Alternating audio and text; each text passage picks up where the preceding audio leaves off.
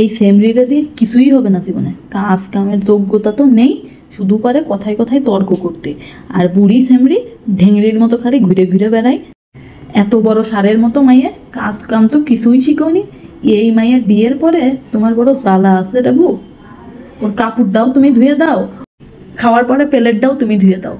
আর আমার মা খুব সুন্দর করে হেসে বলতো পরিবেশ পরিস্থিতি সব কিছু শিখাই দেবে।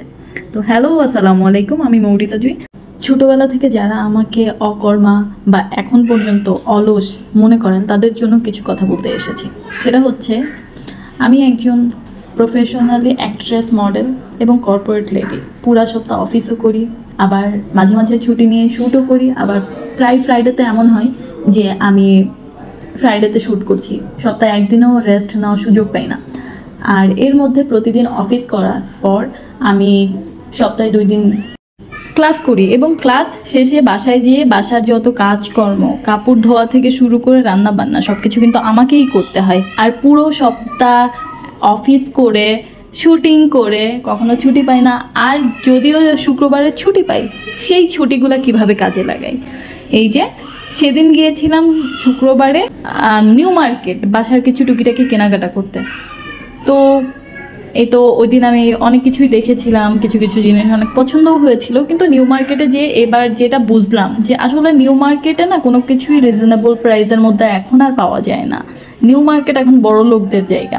আগে জানতাম যে নিউ মার্কেটে সব কিছু হচ্ছে মোটামুটি রিজনেবল প্রাইসে পাওয়া যায়। তো আমি অনেক কিছু দেখেছিলাম। এই যে স্পেশালি ঝাড়বাতিগুলা আমি গুলশানে যেই দাম পেয়েছি, বনানীতে যেই টাইপের দাম পেয়েছি, খুব শকিং হলেও বলতে হয় আমি এই টাইপের দাম নিউ মার্কেটেও পেয়েছি। বরঞ্চ নিউ মার্কেটে গুলশান বনানীর চেয়ে দাম বেশি ছিল। যাই হোক, আমি ওই দিন পর্দা থেকে শুরু করে বাসার কিছু ফার্নিচার অর্ডার করেছিলাম, আর বাসার কিছু ইন্টেরিয়র করার জন্য কিছু জিনিসপত্র অর্ডার করেছিলাম।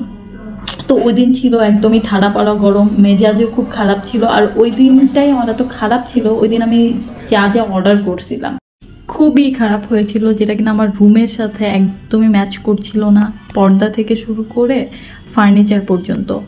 তো আমার মনে আছে ওই দিন আমি প্রায় 2 থেকে 2.5 ঘন্টা বসে থেকে ফার্নিচার অর্ডার করেছিলাম।